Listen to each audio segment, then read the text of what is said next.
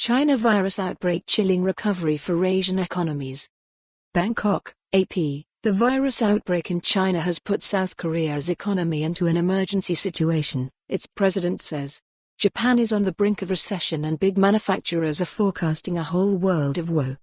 As many Chinese finally go back to work after their longest Lunar New Year holiday ever, the economic fallout from the outbreak that began in the central city of Wuhan may be just beginning. Companies are warning their bottom lines will take a hit, and governments are ramping up stimulus measures for economies that just weeks ago were hoping to see recoveries after months of uncertainty due to trade tensions and slowing global growth.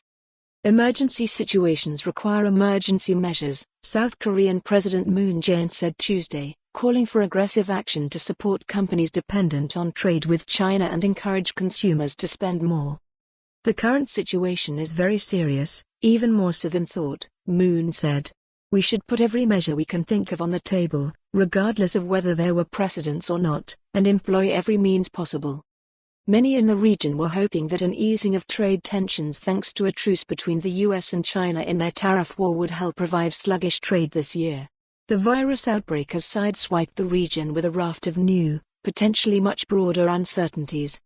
Central banks across the region have already begun slashing interest rates to help ease credit as tourism arrivals plunge and manufacturing and delivery networks get entangled in bottlenecks caused by lockdowns inside China intended to help contain the spread of the virus, which has killed more than 1,870 people and infected more than 73,000 globally. Asian economies have grown increasingly reliant on trade with China and tourism catering to growing legions of Chinese travelers. The other regional powerhouse, Japan, saw its economy, the world's third largest, contract by 6.3% in annual terms in the last quarter of 2019, even before the virus outbreak spiraled into a crisis. The rebound in manufacturing and other business activity after the outbreak of severe acute respiratory syndrome, or SARS, in 2003 suggests the damage to manufacturing industries may be transient.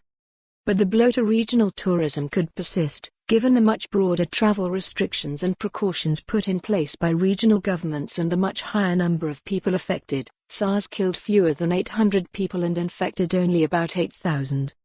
China has cancelled two of the biggest business happenings of the year, a trade fair in southern China's Guangzhou and the Beijing Auto Show, adding to the growing number of conferences and sports events being postponed or called off due to the outbreak.